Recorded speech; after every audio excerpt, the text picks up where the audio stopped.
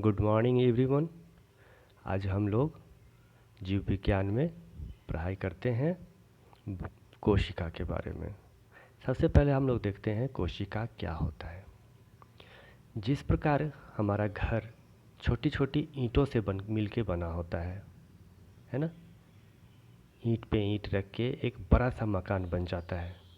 उसी प्रकार हमारा जो शरीर है उसी तरह से छोटी छोटी कोशिकाओं से मिलके बनी होती है ना। हमारा शरीर किससे मिलके बनी होती है? कोशिका से मिलके बनी होती है। कोशिका क्या होता है? आपस में जब जुड़ जाता है ढेर सारी कोशिकाएं तो ऊतक का निर्माण करता है, और ऊतक जब आपस में मिलते हैं है ना, तब क्या होता है? अंग का निर्माण होता है ना। जैसे हमारा हृदय हो गया, जैसे हमारा लीवर हो गया, किडनी हो गया, तो अंग का निर्माण हो गया। फिर अंग जब आपस में मिल के काम करेंगे तो अंग तंत्र बनता है ना।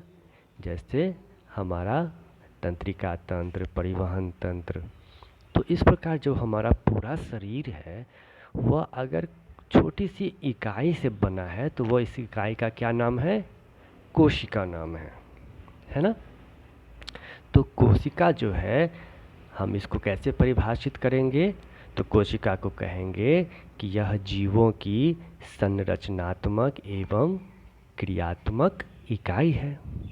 हम समझाएं कि संरचनात्मक कैसे है। तो कैसे संरचनात्मक है? तो जीवों के जीवन के लिए जो है उसका जो निर्माण हुआ है ना, उसका निर्माण कोशिका से हुआ है। अगर कोई पूछे कि कोशिका कैसे संरचनात्मक इकाई है, तो हम बताएंगे कि हमारे किसी भी अंग या अंग तंत्र का निर्माण कोशिका से हुआ है ना। हमारे शरीर की संरचना कोशिका से हुई है, इसलिए यह संरचनात्मक इकाई है। और यह एक क्रियात्मक इकाई भी है। कैसे क्रियात्मक इकाई है? तो हमारे शरीर में जितनी भी प्रक्रियाएं होती है, जैव प्रक्रम होता है ना। जितने भी क्रियाएं, हम सांस लेते हैं, भोजन का पाचन होता है, हम सोचते हैं, हमारे अंदर हार्मोन निकलता है, एंजाइम निकलता है ना। हम चलते हैं, हम बोलते हैं, हम जितनी भी क्रिया करते हैं सारी क्रियाएं कोशिका के द्वारा ही नियंत्रित होता है। सब कोशिका के अंदर होता है। भोजन का पाचन होके कोशिका में जाता है ना।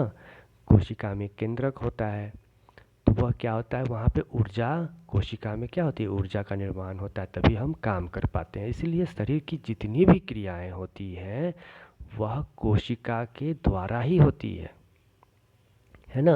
उसमें कोशिका मदद करती है ना। इसलिए यह क्रियात्मक इकाई भी है। कोई भी क्रिया हो शरीर का, उसमें कोशिका भाग लेता है, इसलिए यह क्रियात्मक इकाई भी है। अब पढ़ते हैं कि कोशिका के अध्ययन को क्या कहा जाता है। अगर कोई आगे चल के उच्च संस्थानों में एडमिशन लोगे, पढ़ाई करोगे आगे चल के, तो कोशिका के बारे में ही केवल पढ़ना होता है। तो कोशिका के अध्ययन को साइटोलॉजी कहते हैं। क्या कहते हैं? साइटोलॉजी, है ना। अब देखते हैं कि कोशिका की खोज किसने की, कब की। तो कोशिका की खोज 1665 ईस्वी में रॉबर्ट हुक ने किया, है ना। रॉबर्ट हुक ने क्या किया? तो एक कॉर्क होता है ना, एक पेड़ होता है, उसको उसकी डंटी को काटा है ना, और छोटा सा स्लाइस निकाला।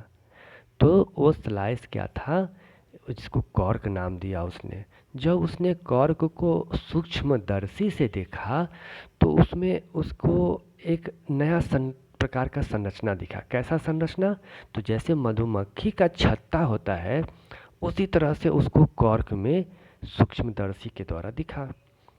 तो उस समय उसने उस कॉर्क के जो छोटे छोटे प्रकोष्ठ थे, घर जैसा संरचना था, कमरा जैसा, उसका उसने क्या नाम दिया? कोशिका, है ना। कोशिका नाम दिया, जिसको अंग्रेजी में सेल कहते हैं, है ना। जिसका शाब्दिक अर्थ क्या होता है? छोटा कमरा, है ना। तो जब उसने कॉर्क कॉर्क को देखा सूक्ष्मदर्शी से तो क्या नाम दिया? सेल नाम दिया, है ना। तो इस प्रकार रॉबर्ट हुक के द्वारा कोशिका या सेल की खोज की गई, है ना। और पूछा जाए कि कॉर्क क्या होता है, तो यह ऐसा पदार्थ होता है जो वृक्ष की छाल से प्राप्त होता है ना। अब कोशिका के बारे में कुछ और चीज़ जानते हैं कि सबसे पहले अब ये जो रॉबर्ट हुक ने कोशिका की खोज की, यह मृत कोशिका थी। कॉर्क जो होता है वो मृत कोशिका होता है ना। छाल, बाहरी छाल जो होता है पेड़ का, वह कॉर्क जो होता है वह मृत कोशिका होता है। लेकिन जीवित कोशिका की खोज किसने की? तो जीवित कोशिका की खोज सबसे पहले की ल्यूवेनहक ने। किसने की? ल्यूवेनहक, है ना। अब देखते हैं कि कोशिका के बीच में एक केंद्रक होता है, तो इसके बारे में हम लोग आगे डिटेल पढ़ेंगे। तो सबसे पहले अभी वैज्ञानिक का नाम जान लेते हैं, है ना। कोशिका के केंद्रक में, है ना, केंद्रक होती है बीच में, और इस केंद्रक का खोज किसने किया? तो रॉबर्ट ब्राउन ने किया, है ना। अब पूछा जाएगा कि कोशिका में जो मौजूद जीव द्रव्य होते हैं, है ना, कोशिका की संरचना को देखेंगे तो बीच में केंद्रक होता है और उसके चारों ओर जीव द्रव्य मौजूद होते हैं, है ना, तरल पदार्थ जैसा, है ना। तो इसका जीव द्रव्य नाम किसने दिया? तरल पदार्थ का नाम जीव द्रव्य किसने दिया? तो जे.ई. ब्रोकंज ने दिया, है ना। अब इसके बाद क्या हुआ कि कोशिका को लेकर कई सारे अध्ययन शुरू हो गए, बहुत वैज्ञानिक लोग इस पे शोध करने लगे, पढ़ाई करने लगे। तब आया कोशिका सिद्धांत कि कोशिका के बारे में क्या सिद्धांत है, क्या कोशिका के बारे में जानकारी निकल के आई। तो कोशिका के बारे में जो सिद्धांत दिया उस वैज्ञानिक का क्या नाम था? एम स्लीडन और टी स्वान, ये दो वैज्ञानिक ने कोशिका सिद्धांत दिया। इनका क्या मानना था कि सभी पेड़ पौधे हो या जंतु हो, है ना, किससे बने होते हैं? कोशिका से ही बने होते हैं। अर्थात कोशिका ही जीवन की मूलभूत इकाई है ना। चाहे पेड़ हो या जीव जंतु हो, सभी कोशिका से बने होते हैं। और जो कोई भी जीव हो, है ना, उनका मूलभूत इकाई क्या है? जीवन का कोशिका है ना। कोशिका सिद्धांत को आगे किसने बढ़ाया? विर्चो ने। और विर्चो ने एक नया सिद्धांत दिया। विर्चो ने क्या कहा कि कोशिका जो होती है अपनी पूर्ववर्ती कोशिका से बनी होती है। मतलब एक कोशिका अपने पुराने वाले कोशिका से ही जन्म लेता है ना। एक कोशिका दूसरे कोशिका से ही जन्म लेता है, नया कोशिका अचानक नहीं आ जाता। पहले वाला कोशिका है उसका विभाजन होता है, कोशिका विभाजन, और नया कोशिका का निर्माण होता है। ठीक है, इसके बाद की पढ़ाई हम आगे पढ़ेंगे।